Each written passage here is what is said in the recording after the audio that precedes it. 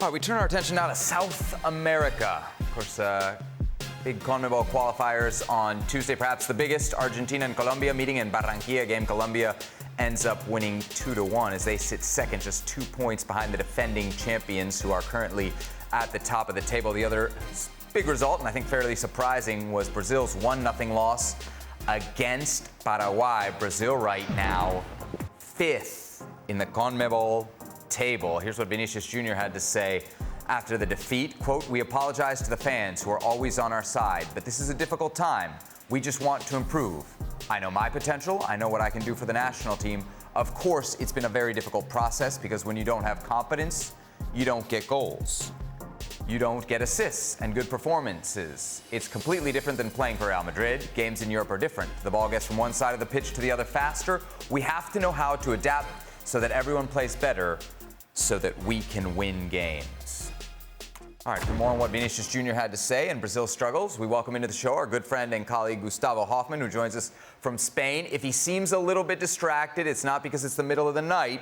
It's because he's a huge Buffalo Bills fan, and I know he's got the Bills game on another screen there in his room. He's suffering in silence. Who are they playing? The Miami Dolphins. The Miami Dolphins. There we go. All right. We got a rival there. The big, bitter rivals there. All right, so go Bills. We'll talk about the Bills on another edition of the show, Gustavo. What's been the reaction, not just to Brazil's bad performance against Paraguay, but specifically to the comments there from Vinny Jr. back in Brazil? First of all, go Bills, and now it's always a pleasure to be here with you guys. Well, another match that Brazil has struggled.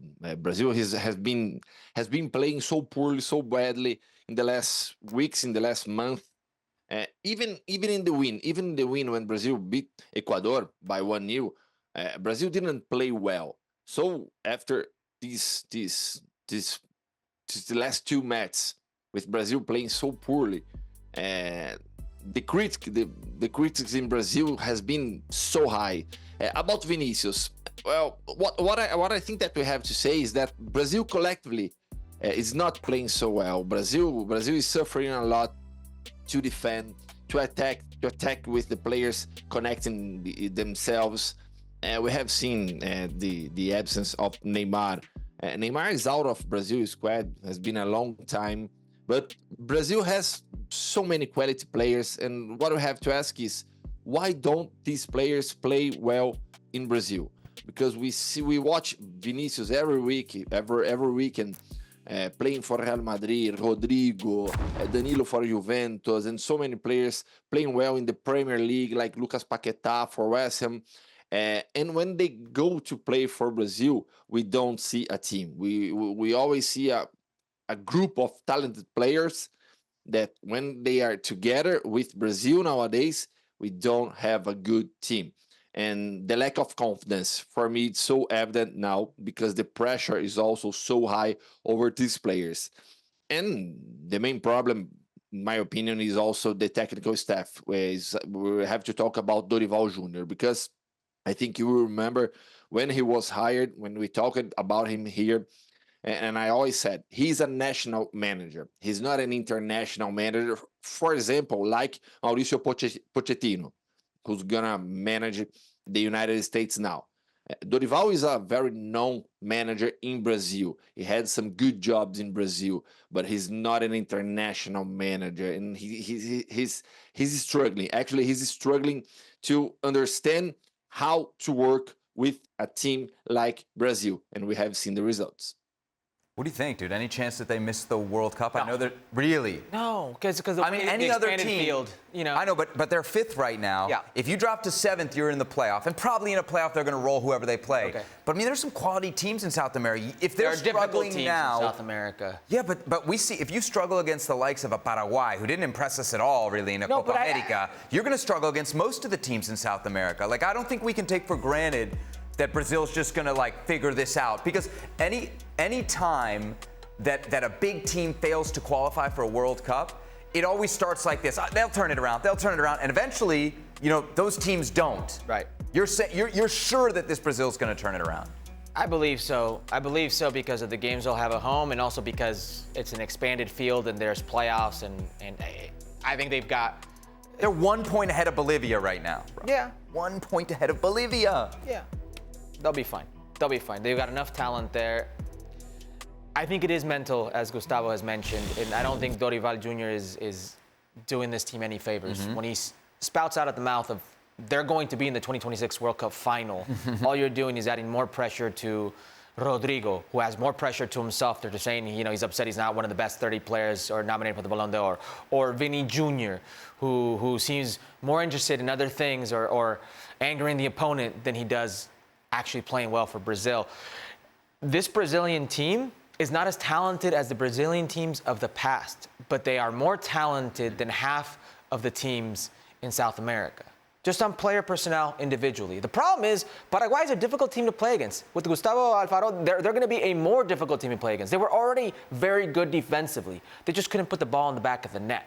That was their MO. Very defensively well-structured team.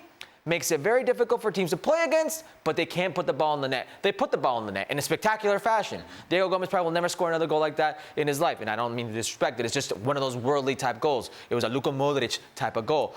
Vinny Jr., I think, is frustrated. Why is he frustrated? Because he sees that he can do this day in, day out with Real Madrid, but he cannot with the Brazilian national team. Now, that is circumstantial. The fields you play on, higher grasses, altitude, different types of climates, also the personnel you have around you. I'm sure in his time when he was steamrolling through La Liga and Champions League players and defenders, he had Toni Kroos servicing. He had Luka Modric there. You have Valverde next to you. You have now an Mbappe. You have Rodrigo, who seemed like the Rodrigo who would come up in clutch moments. You don't have that personnel. You've got Lucas Paqueta, who's, I think, a very serviceable player, but by no means is he Neymar. You are missing that magical player, missing what Neymar can offer you. Neymar today, and Gustavo, you can attest to this, he stopped playing in October of 2023 through that ACL injury. Till this day, nobody in CONMEBOL has more assists than him in World Cup qualifying. He is still the top dog. You look at international football, nobody in the history of the game has had more assists. He's the leading goal scorer of the Brazilian national team, a national team that's had players like Pelé, Romario, Ronaldo, Ronaldinho, Kaká, and it's Neymar. So when you have all these things going against you with the limited personnel you have already, and the one special player you know can help you is on the mend, not on the field, you're going to struggle. And then Dorival Jr., I go back to him.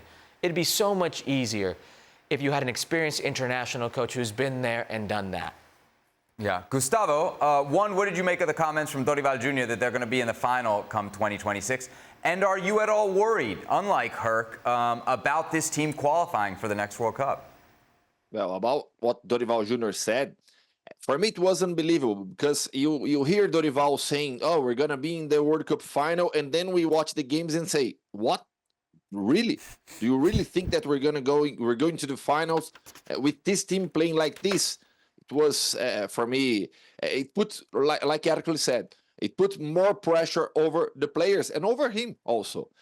Now in CBF, they are not talking about a change. But for me, his job is not safe. His job is not safe because Brazil will play against Chile away and Peru at home in the next two matches.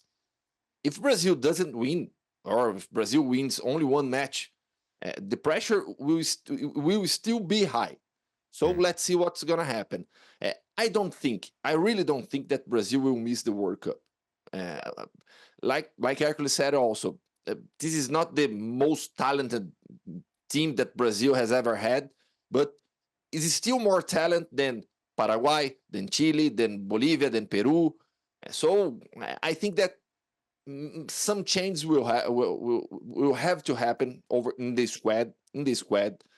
If Dorival stays in the job, he has to find solutions to make his players play much better, to have more connections in the field.